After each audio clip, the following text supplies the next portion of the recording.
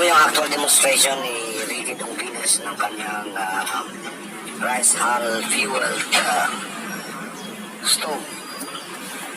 At pinarganan niya ng rice hull. Pagkatapos ay paapuyan niya, nilagyan lang ng nilagyan ng apoy.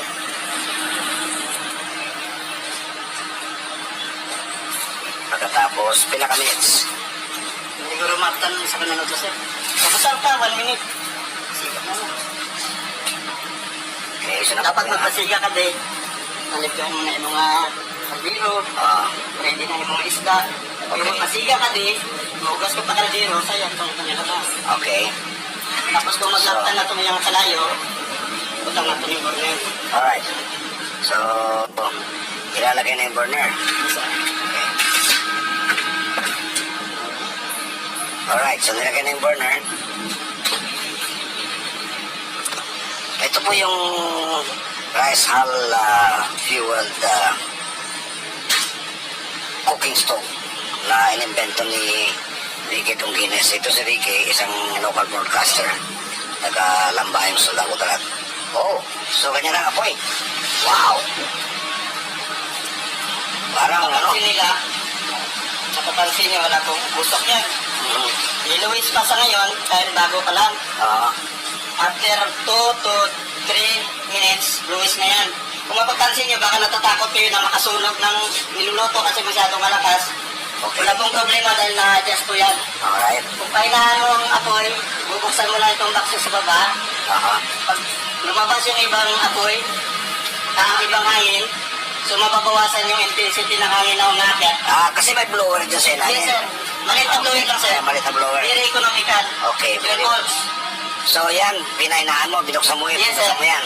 Kung palakasan mo, tutulak lang natin ito. Okay, sarado. Tulak lang natin. Lumakas siya. Okay. Tulak pa natin ulit. Lalakas pa yan. Kung nagmamadali ka dahil gutom na, marami ng bisita naghihintay, sarado natin para malakas talaga. Okay, very good. Wow. Okay. Kung mapapansin nyo, kasi gumagana ito using the gasification principle. Ginagasified niya lang yung fuel niya, which is labhang, by burning the fuel and supplying it with air. Ginagasified niya yung labhang. Umakit yung gases niya. Kung mapapansin nyo, walang apoy yun dyan, baga lang nandyan. Okay. Ibabalik natin ito, apoy pa rin yan. As long as may bagayan dyan, at may supply ng hangin, pag akyat dito ng gases sa apoy pa rin yan. O kahit hindi mo pang ano, pero tingnan niyo walang apoy, pero mapatapoy natin gamit ang spark plug. Wow. Adjust natin ulit. So, very good. So, magkano itong stove mo, Ricky?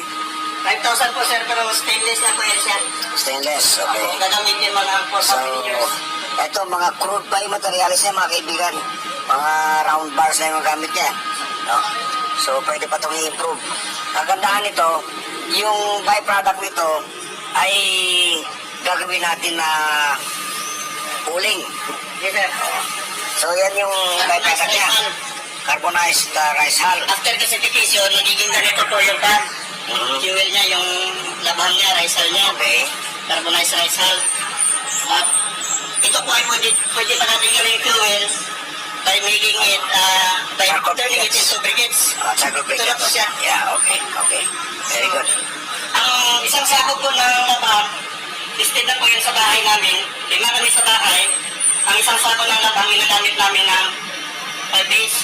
5 days. So kung bibiliin mo yung rice hull ng 20 pesos, ang isang sako, gagamitin mo for 5 days, ang araw mo magkano lang, 4 pesos. Kung sa isang araw ay nagluluto ka ng 4 na beses, bawat luto mo piso lang. Okay. Compared sa, ito, bumili ako kanina sir, 20 pesos na uling, tindahan. Ang 20 pesos mo na uling, hindi ka makaluto ng sinahing, ulam, pininit ng tubig, kulang ito. Okay. Plus, nagumastos ka na, nakasira ka pa ng kalimatan kasi kahoy ito eh. Very good. Very good. So, congratulations.